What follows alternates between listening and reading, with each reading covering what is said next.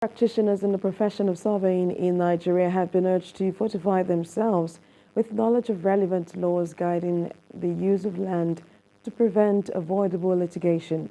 This came to the fore at a land laws training for surveyors, and it was held in Osun, the Osun state capital. Rafiu Hamid reports. It's a training program organized in Osun for private practitioners of surveyors in Nigeria.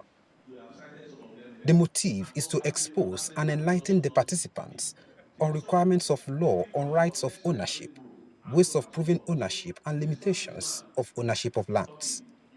The essence of this training are surveyors who deal with land. We need to know all the laws that are related to land so as to advise our claims and so also to do our profession in a way that is proper and legal. So essentially, it is to enhance professionalism. Research persons are on the need for practitioners to have requisite knowledge about their profession, especially while serving as expert witness in courts.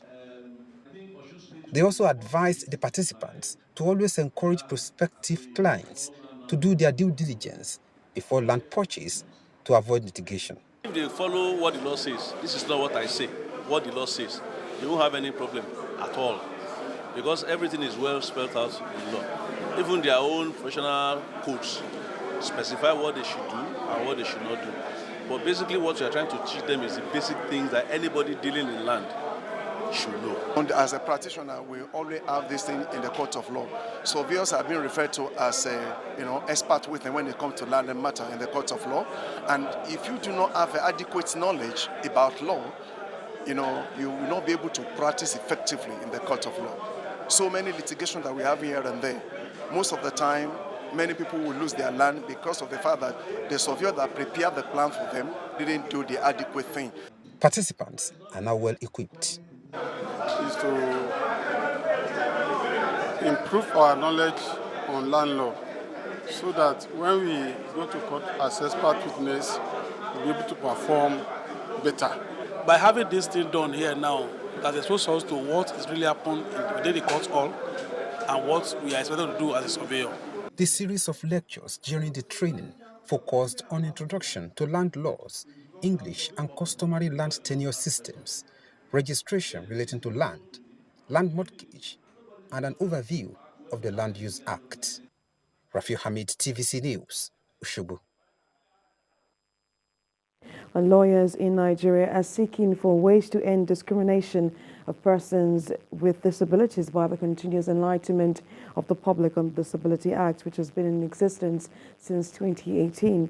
The legal practitioners known as Nigerian Bar Association Lawyers with Disability Forum held its maiden summit on disability inclusion to engage critical stakeholders towards the implementation of the Disability Act. Ikenna Amici reports. Though it is 4 years now since former President Muhammadu Buhari assented to the Disability Act, not many are aware of it and its implications. So many state governments are yet to domesticate or even attempt to execute the act that will aid the inclusion of people living with disabilities. These lawyers are today taking a bold step towards the implementation of the Disability Act by holding this inaugural summit to engage the police, Ministry of Justice, and other stakeholders. By strengthening the legal framework, enhancing implementation mechanisms, raising awareness and promoting collaboration between relevant stakeholders, Nigeria can further advance the rights and inclusion of persons with disabilities.